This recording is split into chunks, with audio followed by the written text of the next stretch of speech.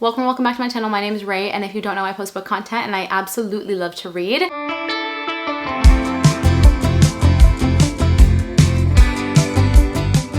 Today's video, we're going to be doing just bookish things. It's going to be part of my booked diary series that I started last year and then did nothing with at all. But I just figured there's like some things that I do that are book related or maybe just like slightly not book related but still fun that I feel like I want to just include in videos. So all of this is going to be very sporadic and scattered, but it's just a place for me to kind of document the other things that I'm doing that I don't include in reading vlogs. Like there's 2 books on my January TBR I read back in January. I still haven't even posted that video. I don't want things like that to just like slip through the cracks, but I don't want to post that video anymore because it's been a while. Like it's March now. So if I'm ever reading a book that I don't include in a reading vlog, I can pop it in these videos. If I'm doing any kind of like book shopping, that kind of stuff, which I did do, and we might see a little bit of that if I recorded. I don't remember if I did. I'll put it in these videos. This is the booked diaries episode 2, where I'm gonna throw in anything that I've done that's bookish that I haven't put in another video, and so it's just gonna be all over the place. So this is one of those videos you can probably just watch as a podcast while you're doing chores and stuff. I love listening to people talk while I'm cleaning dishes or doing chores and folding laundry or whatever it might be. So feel free to do that because I'm sure it's gonna be a chatty video. Maybe not. I have no idea what we're doing. I've only done a couple things so far, so we'll see where this video goes. But grab a drink, grab a book, go get your chores done, and come hang out with me while we do some bookish things. Every season,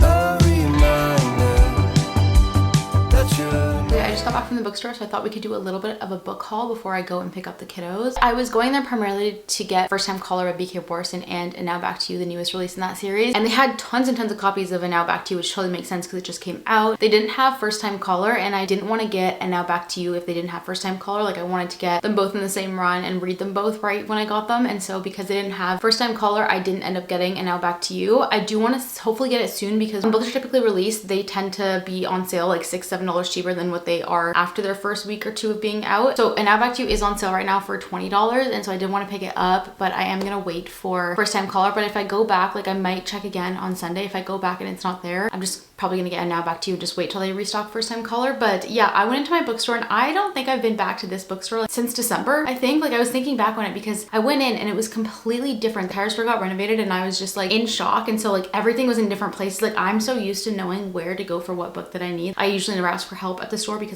I know where everything is. I was thrown for a loop. Everything was in different places. They had different spots, different chairs. The bookshelves are bigger and higher, and like it was so cool just being able to go in and explore for a little bit and having the time to just like walk around and figure out okay where everything is now. And they're not done renovating. There's still stuff going on. I asked one of the workers there, so I'm sure there's gonna be things in different places as well, but it was so nice. I already loved my bookstore. So excited for like the next time I get to go back there and look. But yeah, I didn't end up being able to get those BK Borson books that I wanted to go get, so hopefully next time I go. I did end up picking up Half City. I think they had like 4 copies left, and I saw it and I read the back and I was like, that sounds like something that I want to read. So I am gonna, I think, read this one sooner than the Dawn of Onyx series of hers, but it just sounded so good and I feel like it's something that I'm excited about. So hoping to, from now on, like when I pick up books and buy books, read those ones right away. But I did add 3 books to my physical TBR, so we're not really making too much progress, but this is the first one that I bought. I went in and I saw this book. I had seen something about this before it actually came out, and so I had it on my radar initially, and then just seeing reviews and everything, like I just feel like this is gonna be such an incredible story. I'm definitely excited to read this one as well. This is by Shannon J. Span, but I don't know, everything about the blurb just seemed so interesting, and also these sprayed edges are stunning. Like I absolutely love these sprayed edges. Like this is stunning.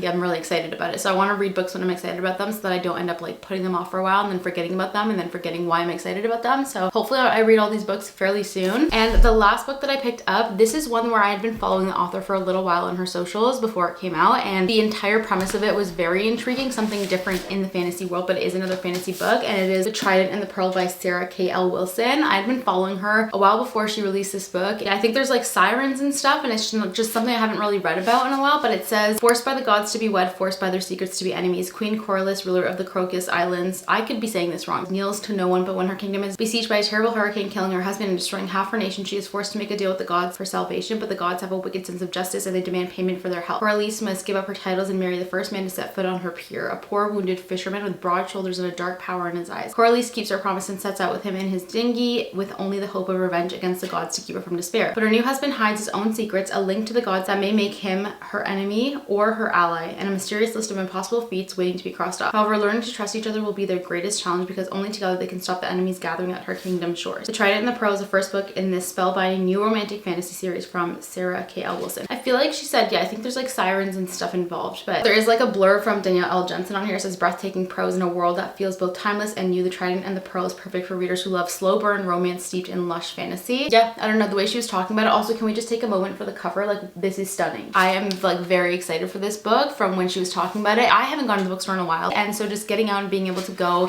and see all the new releases and see like just the fact that they renovated, and I had no idea. It's been a while since I've been in the bookstore, but I was in like utter shock. I mean, like, it's crazy. I didn't even get to say bye to the old bookstore, but I also love this new bookstore. So yeah, I'm excited. But I am gonna go to my indie bookstore on Sunday, I think, and see if they have, actually I'll probably look it up online if they have first time caller or not, because I really wanted to read that and Now Back to You very soon. Like, it would have been one of my next reads. I wanted to read both those books together, but oh well, what can you do? I'll probably pick up a Now Back to You on Sunday even if first time caller isn't there, and I'll try to maybe just wait till it comes in stock or order it online or something like that. These are the books I got today. This is the book haul. I'm going to get back to reading. I did read Promise Me Sunshine. I read a little bit at the coffee shop by my bookstore. I read about a chapter and then I came home because I just had like a lot to do and I had to leave to go get my kiddos in a little bit. So I did read a little bit of this. I am planning on reading a little bit more before I go. I'm gonna go make a coffee, go grab some lunch, and then get back into the book. Kind of looks like a new reading setup and like a new space. Still in my office, reading space, reading room, all of that. This is kind of like the bookshelf space where my couch was for like the longest time. I had my couch against this wall. That little bow portrait thing was back there. I just put it back recently because I took it off when I had rearranged everything, and like the way that I had it didn't make sense to have it back there anymore. But now like I missed it, so I put it back up. My bookshelves are now where my couch used to be, and like everything is different, but I love this setup so much more. My desk is right here in front of my bookshelves, and that way like when I'm doing meetings and stuff, I've got my books behind me, which is kind of nice. I've got my desk here now. My couch is in front of my desk facing the far wall where my desk used to be. This is not gonna make any sense because I feel like I haven't really actually shown you my reading space and room in a long time. My couch is now in front of my desk, and then in front of that is my coffee table, a little mini bookshelf, which I have a console table downstairs that I bought for my front area entryway, but it's too long. It doesn't fit against the wall. It like goes into the door of the washroom, so I have to find a different place for it, which is like unfortunate, and it sucks because that's what I got it for. But I'll get a smaller one for down there at some point. I don't want to return it because I built it all, and I don't really know if Amazon's gonna take it back. And like taking that thing apart, it took me so long to put it together. I don't think I could take it apart. I'm gonna bring it up, and I think I want to put it on the wall like in front of my couch. That way I can kind of put some candles up there, some little knickknacks and stuff, and then when I'm watching TV on my laptop, I can kind of just like prop that up there as well and have a cute little cozy reading space slash like movie space. My entire room is different. I'm still organizing and cleaning things, so once I have it all done, maybe I'll do like a little tour of my room, because I feel like I've never given a full tour of my room other than when I moved in. I kind of like showed you guys pieces together, but I think that'll be fun to do once everything's organized. Like my bookshelves right now, I need another bookshelf at some point, but I do want to get sturdier bookshelves, ones that are going to be better quality, longer lasting, because a lot of them did get ruined when I moved. And these are the Mainstays ones from Walmart. They served their purpose. They were what, $55? They served their purpose. Not the sturdiest, they're not the best quality shelves, and I do want to upgrade my shelves at some point. I'm not going to be doing it anytime soon, but I do want to get at least one new one. I just don't know what I want. Like, I really want oak colored bookshelves. I love the warm feel that oak gives to a room, especially when there's sunlight and like the light is just bouncing off all the furniture, but I don't know where to get them. Like, I really like the IKEA ones, the Billy Bookcase shelves that have the oak color, but the oak color is only available in the UK, and I thought maybe I could get it shipped here, but like no, they actually don't ship to Canada. So I really wanted those because I know they're good quality. I've heard people talk about them multiple times. It was either like the white or the dark brown, and I'm just such a like all furniture white person so that everything can match, and if I get something that's color, like it'll just fit into a space. But because everything I buy is white, like my entire office space has all white furniture, bookshelves, all of that. My desk is white, so I could do like the brown color, but then I just thought, okay, I'll order the white one. So I went to go order it, and where I live in Canada, we don't have an IKEA here, and so I'd have to order it from a different location, but they don't, like the shipping and also the storage fee it costs to bring it to where I am costs more than the actual bookshelves themselves. So I thought, no, there's no point in doing that. But if you have the Billy bookcases and like you really think they're the best bookshelves ever, can you please let me know, because maybe then I'll pay into that. But I just feel like I don't want to pay more than the product is worth to get it shipped here. Like, so that's where I'm at. I might go to Home Depot, Canadian Tire, and see what they have. I just want something sturdier. So if you have any recommendations and in anything like an oak color, I am in Canada, so I feel like some things in the US aren't available to get here. If you're Canadian, have any recommendations of local places or whatever it might be, let me know, because I'm on the lookout for some new bookshelves. I think that's like the last thing in my book office space that I need to upgrade. But these bookshelves are fine for now. I just need one new one because my books, like this bookshelf, is not gonna make it with all the weight that's on it. But that's kind of where I'm at. This is gonna be one of my new reading setups. setup areas, like where I'll be filming sometimes, because it's just like a really good spot to film. I tried doing a reading journal for the past 2 years. It did not work out. I did not keep up with it, and my pages are still written in pencil, but I am trying to do one this year, hopefully. This is kind of the one that I get. It's just like from the dollar store. It costs like $3 to $4. This is just the one I got. It's just a little bullet journal, and I think it's just really cute and like serves its purpose. I did create like a little spread for my 2026 reading journal. My printer is running out of ink, but I saw Madison Kate do something like this where she was on Canva and put everything together there and then kind of printed it out and glued it in, which I really like that idea, because as much as I love the idea of like a scrapbook feel to a reading journal and doing all that, I simply do not have the time for that right now to add that as like a hobby onto everything that I do in my life right now. So I thought this was a great way, because I love using Canva. I use Canva almost every day for my job, and so I love using Canva, and I thought one of the big things that I've seen as like a theme that I really love in just the book space are gallery walls. I've seen so many people do gallery walls in their reading spaces, which is something that like I want to do eventually too, when I have the time to kind of figure out what I want it to look like. So I thought the inspiration for this reading journal was to just do like a little gallery wall style of pictures from 2026 so far, of how like my spaces looked and everything like that. So that's kind of where we're at with this page, and that's kind of the inspo for this page. Now I love blue. Blue is my favorite color. The blues and the browns just look really nice, so maybe I might use this kind of throughout the book, but I just love like the coastal kind of vibes to a reading journal, so I might do that. But yeah, like I haven't filled out anything else in here. Like there's nothing else in here, but I'm gonna see if I can follow through with the reading journal. It's not something that I want to feel like I have to do. It's something that I want to feel like, okay, I feel like doing some arts and crafts, or is it just something fun, and I might do that. But I love the idea of printing it out on Canva. I do need to get some more printer ink because my printer is running out, but yeah, I had a lot of fun getting that started and like doing that page, so I think it could be fun if I'm able to do it in Canva. So shout out to Maddie for having that idea. I think that's an amazing idea. I'm excited to maybe try it out this year. If I tried out and I don't end up getting far this year, I think we can just call it that I'm just not a reading journal person, but I love seeing people's reading journals. I think it's so cool to see everyone's inspirations and designs and all of that, and it's so like everyone's is so unique and different. But yeah, that's where I'm at. Every season, a reminder that you're never gonna leave me. No matter where I try to roam, when I feel like I am fading, you will never let me go.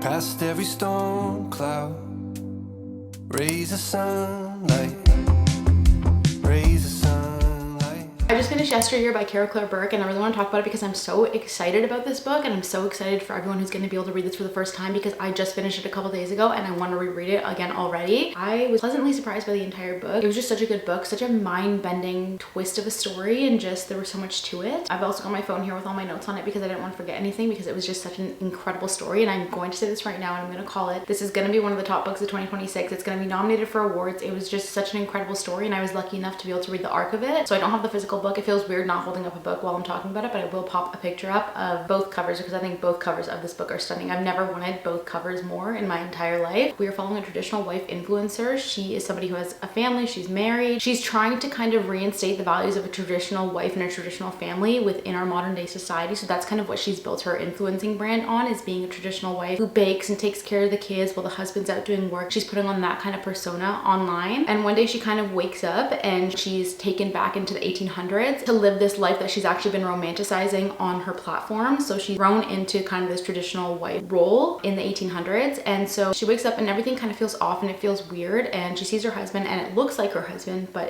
it's not her husband, and she sees her kids and they look like her kids, but they're not her kids. So she's really confused. She's trying to figure out where she is, how she got here, how she can get out of here, because something just feels off and it doesn't feel right to her. So one thing about this book that I didn't realize we were going to get is like a mystery element to it. I don't think I've been this encompassed by a story in a really long time, or at least just in this capacity, and it was just something where I did not want to put it down. I was fully invested in the book, and a little while ago I was in the middle of like 3 books. I still am in the middle of 2 other books. I haven't found myself gravitating to those books as much. With this one, this is all I wanted to read. My focus was fully into this book and it was so good. Yeah, so she's waking up from modern day society in the 1800s. No idea how she got there, no idea how to escape or get out of there, but something feels completely off. She thinks it's kind of some joke or something else is going on, so she's just trying to figure out how she got there and how she can get out of there. There's so many important conversations that came out of this story, from things like family vlogging, the world of influencing, the conversation about child exploitation through platforms and social media. And I am such a strong, firm believer that you should not be putting your kids or anybody's kids on social media. I don't think that kids should be on social media. I think that when they get old enough and can make their own decisions and decide then if they want social media, that's a thing. But to take someone's privacy from them and just exploit it in that capacity to gain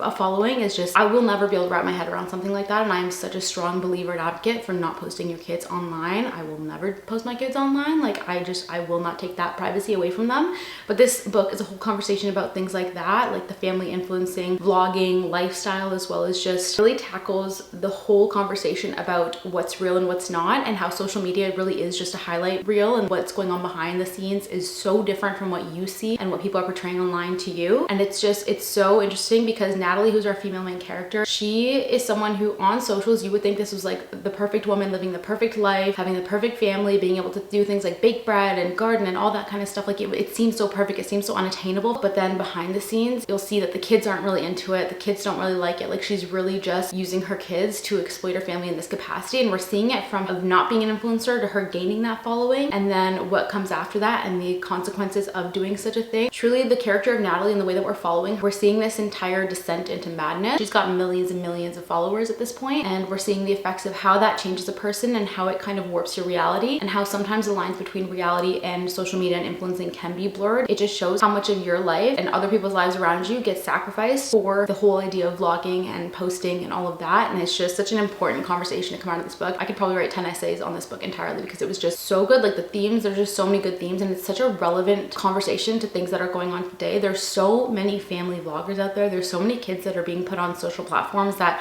can't even consent to doing that because their parents decided this is what we're gonna do and like this is what you're gonna do. Like stripping somebody from that privacy is just so wrong to me. Like I can't fathom people who post their kids online. Like I'm sorry to say it, but I can't. I don't understand it. Also, mind you, this is a debut novel from Carol Claire Burke. This is her first book. I think she's a podcast host, and I hadn't heard about her until I heard about this book, but I am like so interested in seeing her podcast and seeing how that is and everything. But this is a debut novel, and this was one of the best debut novels I've ever read. This is one of the best novels in general I've ever read. It was easily a 5-star, and I think honestly right now as it stands, this is my top book of the year. I think it's gonna be really hard to top it, so we'll see how this year goes. I mean, we're in March and I found my top book of the year, which is crazy, but it was so good, like so good. Today's April 5th, it comes out April 7th, so if you haven't already added this book to your TBR, run to your bookstore on April 7th and go pick it up, because I'm gonna call it right now, I think it's gonna be one of the top books of 2026. So if you want to get on that wagon before it takes off, run to your bookstore, go pick up the book. I think it was an incredible read. I highly recommend. There are a lot of sensitive topics and things around the idea of family vlogging and child exploitation through social media and platforms and stuff, so if you need to check trigger warnings for those types of things, I would. I hope she writes more books because I would read everything. It was just such an incredible story. The way that it was told and just the prose of it all was so different from things that I've read before. Like it felt so real and raw, but you're really getting to see that descent to madness that our main character Natalie had from the beginning till the end. And just the ending, I had some theories and I kind of guessed a little bit of the ending, but it was still just such like a good ending to end on and stuff, and just it's so good. Like I don't want to spoil the ending, so I'm gonna stop there with what I'm saying. So happy I got the arc, so happy I got it. I am gonna go get a physical copy because I want to go back and annotate things. I feel like reading it a second time I'll be able to get more of my head wrapped around certain things that are happening, and I'll be able to see more that's happening. So I'm excited to do a reread at some point. I definitely will be before the movie. The book does have a movie coming out in October, so it's crazy that they got picked up for a movie before even the book was out. It's being directed, I believe, and starring Anne Hathaway. And I will watch anything Anne Hathaway's in. I love her. I think she's an incredible actress. I'm so excited to see the movie, and I will be rereading it, and I am making my mom read it so that we can maybe go watch the movie together. Those are my thoughts about the book. I thought it was an incredible story. I definitely think that you should read it 100,000,000,000%. That's all I have to say about that. I did also want to mention that I did end up going to another bookstore the following weekend after I posted the video of me going to the bookstore earlier in this video, and I did find First Time Caller and Now Back to You at that bookstore. So it was like a full circle. The story of this video feels complete. I was able to grab both books, and I have both books now, so I'm excited to dive into those. I think those are going to be reads for me in May now because I feel like it'll be nice and like springy, and the weather will be nice and warm, that I'll want to take them outside and read. So I did get those books, so we have a happy ending to this story. That's all I have for you. Thank you so much if you stayed till the end. Make sure you like and subscribe to keep up with my content, and I hope to see you in the next one.